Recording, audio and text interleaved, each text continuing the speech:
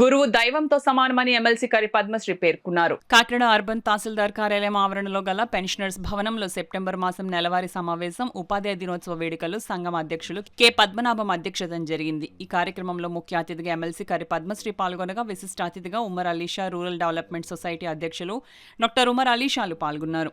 ఈ సందర్భంగా విశ్రాంత ఉపాధ్యాయులు 7గురిని ఘనంగా సన్మానించారు. అలాగే సంఘ కార్యాలయంలో అత్యుత్తమ సేవలు అందించిన సభ్యులను కూడా అతిథుల చేతుల మీదుగా ప్రశంసా పత్రములు అందజేశారు. ఈ కార్యక్రమంలో సంఘం రాష్ట్ర అధ్యక్షులు శాస్త్రి, జిల్లా సంఘం ప్రధాన కార్యదర్శి టి నాగరాజు, పి వెంకట్రావు, సరోజిని, శేషగిరి, సాజిదా, మాణిక్యం, రాంబాబు, ప్రసాదరావు, అజీజుల్లా, మౌర్య, జగదాంబ, సుజాత, కృపావరం, దేవేంద్ర, ఇబ్రహీం, నరసింహారావు, సుబ్రహ్మణ్యం, జోగిరాజు తదితరులు పాల్గొన్నారు. టీచర్స్ అన్నది 2-3 పాయింట్స్ లో మనం చెప్పలేమండి. ఎందుకంటే ఆల్ఫాబెట్స్ నేర్పించిన దగ్గర నుంచి కాదు ఆల్ఫాబెట్స్ కంటే ముందు mother is the first teacher అంటారు. తొలి పలుకులు పలికించిన తల్లికి వందనాలు. సో అక్కడ తర్వాత నుంచి స్కూల్కి వచ్చిన దగ్గర నుంచి ఆల్ఫాబెట్స్, కాలేజ్కి వెళ్ళిన తర్వాత మన కెరియర్ లో ఏంటి కావాలన్నది అక్కడ ప్రొఫెసర్స్.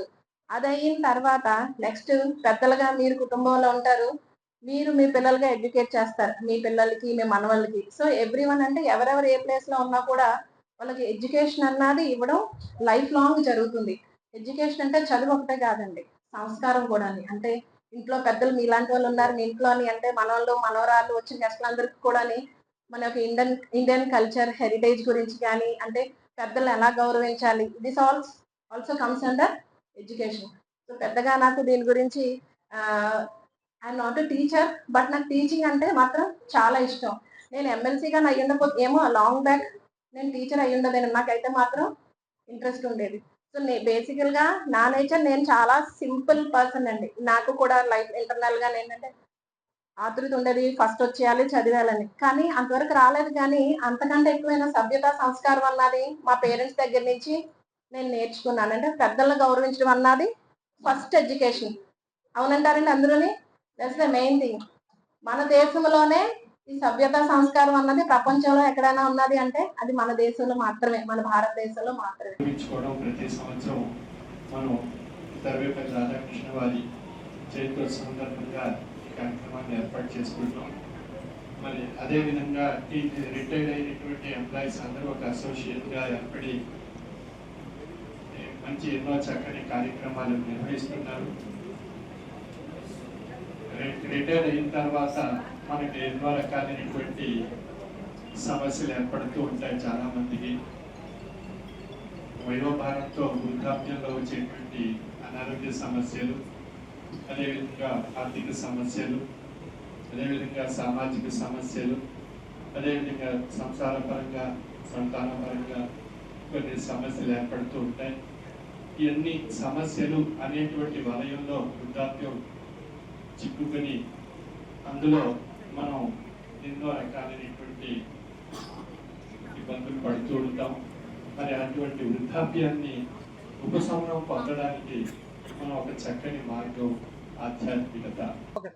అందరికీ నమస్కారం.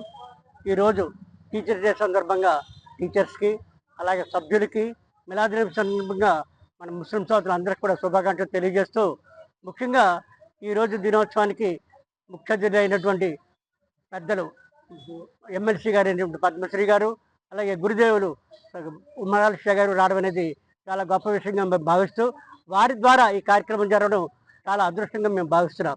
అలాగే భవిష్యత్తులో రేపు అక్టోబర్ నెలలో మేము 50 సంవత్సరాలు నిండినటువంటి ఈ వేడుకలను కూడా, స్వర్ణోత్సవ వేడుకలు కూడా జరపడానికి కూడా మేము ప్రయత్నం చేస్తున్నాం. తొందరలో వారందరికీ కూడా మేము ఇన్విటేషన్స్ అవి పంపించి ఆహ్వానం చేసి వేడుకలకి అందరూ కూడా వచ్చి విచ్చేయాలని చెప్పేసి ఈ సభాముఖం మేము గురు పూజ కానీ లేదా ఉపాధ్యాయ దినోత్సవం చేసుకుంటున్నాం కాబట్టి వారందరికీ కూడా శుభాకాంక్షలు తెలియపరుచుకుంటూ, సెప్టెంబర్ 5వ తారీఖు రాధాకృష్ణ గారి పుట్టినరోజు అయినా కూడా మన ఉపాధ్యాయుల దినోత్సవం చేయాల్సి జరపడం జరిగింది.